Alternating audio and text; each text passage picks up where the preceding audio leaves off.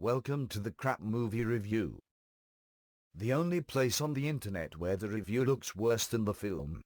In this episode we have a movie where good plot development, sound recording or good special effects are not deemed important when making a sci-fi piece involving man-eating aliens.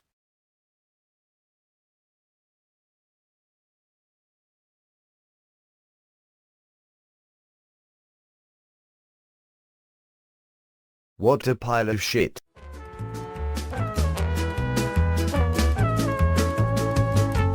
I'm sorry. Let's get on with it. Our story opens as a couple of newlyweds drive home along country lanes in rural California. It's about 4 in the morning. The man, Martin, is a local sheriff's deputy. His uncle Ben is the sheriff. His wife Brett is very happy that they are married. This is where things start to go downhill. We get some stock footage of a rocket launch being played backwards. This is to make it look like a rocket is landing. Anyone with the full use of their prefrontal cortex is not going to be fooled by this. The bright light in the sky is apparently noticed by Jeff, the local forest ranger, who reports it to the sheriff as a plane crash. We have only the narrator's word for this, as the character of Jeff is never seen in any part of the film. We then get what I can only assume is the exterior of the recently landed spacecraft. I say this because most of the shot is obscured by smoke and overhanging trees. Eventually, we do catch a glimpse of the spacecraft. It bears no resemblance to the backwards rocket we saw earlier. A door opens in the side of the craft and what I can only describe as a very large turd walks out. Alright, I appreciate that this is a bit of a childish description, but see the film yourself and tell me what you think it looks like. Anyway, the turd wanders about for a little while.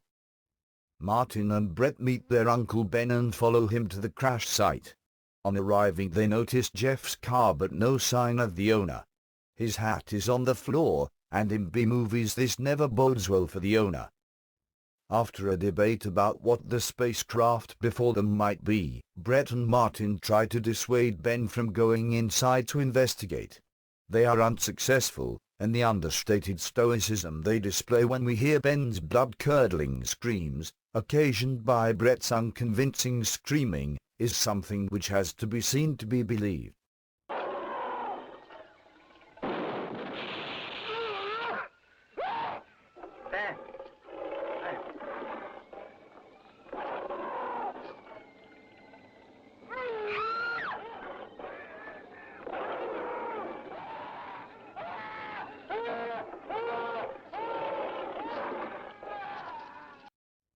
After a call to HQ, an Army colonel and his men arrive to investigate. They hang about nonchalantly, before deciding to investigate the craft. Inside they discover another living turd creature which has been securely bound. Luckily this thing does not seem to eat soldiers, just policemen and implicitly forest rangers for now. In addition to the turd, they also discover that the interior of the spacecraft is bedecked with dials and switches. I wonder how a race of beings with no hands or other limbs could build this craft, never mind operate it. The Army begin a full investigation and set up their headquarters at the sheriff's office. Meanwhile, the other giant turd is still wandering about in the woods. As it does so, it happens across a couple necking. The man runs for it whilst the woman slowly disappears into what I sincerely hope is the creature's mouth. This happens very slowly and is accompanied by annoying sound effects which suggest that the monster is in more pain than the victim it is devouring. It's taking its time over this. Oh, for heaven's sake, don't pick at your food. We now get a brief glimpse of family life for Brett and her husband Martin. The narrator will not stop talking. That's okay, because deep down, we really don't care about Martin's marriage or the fact that his pal Barney is feeling a bit cut out from their lives. No, sorry, Barney should grow up a bit, and even if he did we still would not give a toss. We cut to the mother who has waved her husband off as he goes to work, tends to her baby, and then hangs some laundry out to dry before she gets eaten by the turd monster. The movie wastes about 7 minutes on this, but at least the monster looks a little bit less like a turd. Now it looks more like 6 guys wearing a duvet cover and all crawling in the same direction. We now have a shot of a guy called Dr. Bradford. He is inside the rocket and monkeys about with some of the buttons and levers. This seems to be in an attempt to stop the craft from blowing up. I only say this because the rocket starts to make a noise reminiscent of a domestic boiler when it has been recently repressurized. My previous question remains: how would the turd monsters have solved this problem when they have not got any hands? We now have a shot of a young boy and his grandfather enjoying a quiet afternoon's fishing. That is until the boy wanders off and gets eaten, before the same thing happens to the old man whilst he is looking for the boy. The seemingly insatiable monster then proceeds to eat an entire picnic group. Good thing too, the music they were playing was starting to get on my nerves. As per repetitive usual, the monster appears, the people take fright, and don't fight much as they are being eaten. Actually, when we are presented with a shot from behind the creature, it looks like he is doing something else to them.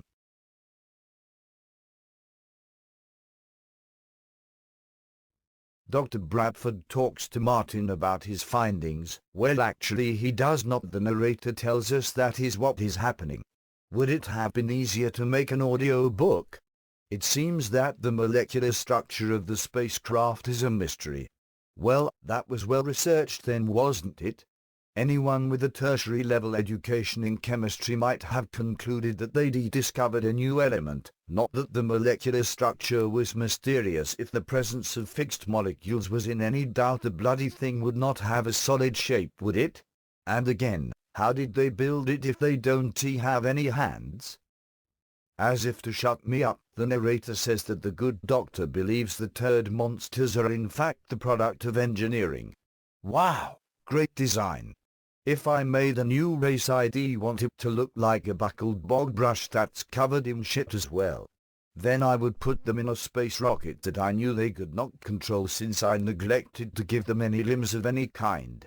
Piss off movie, you are getting on my tits now. One chill pill later, and the movie is paying a little too much attention to a local disco. The music is passable but the dancing is terrible.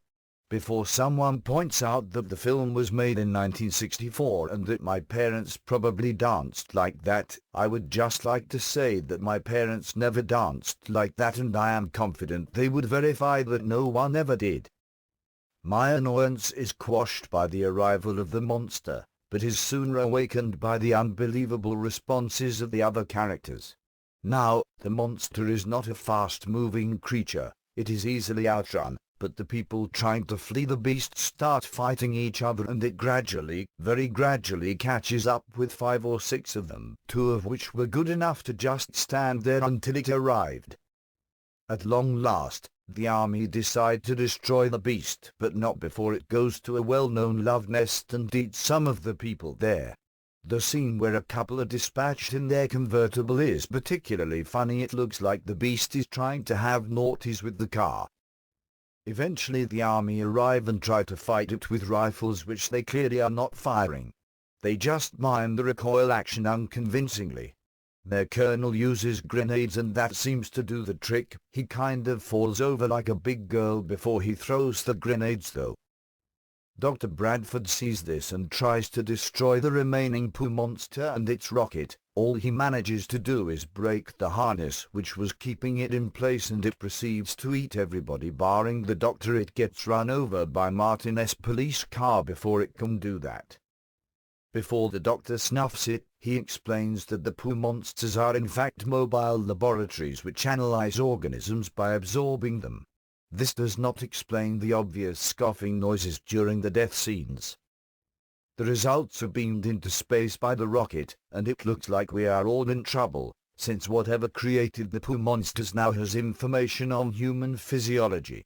Luckily, the doctor believes that the vast expanse of the universe means that the race that sent the walking turds to us may well be dead by now. Fair enough, but this infers that the whole film was a waste of time. Ends. Where to begin? Let's start with the narration. It's quite lucky for the producer, writer, editor and director, the one and the same Vic Savage, that it was added in post-production. This means that any cognitive problems caused by the plot can be explained in a facile way, but explained nonetheless.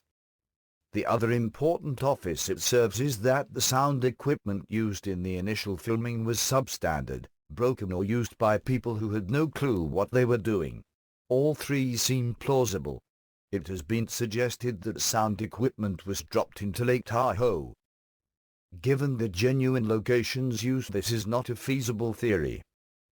The terrible acting can be explained by the fact that Savage needed investors for the film. A part in the picture plus a share of takings secured many a check, I am led to believe.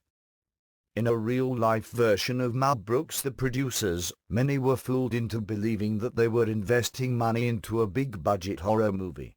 With several lawsuits hanging over him as well as a subpoena for fraud, Vic Savage disappeared shortly after the film was released and has not been heard from since. This movie was not just crap, it would appear that it was intentionally crap. Be this as it may, it is only ranked at 37 in the Internet Movie Database Worst 100 Movies list. This frightens me. You cannot possibly make a worse job of cinema storytelling than this, right?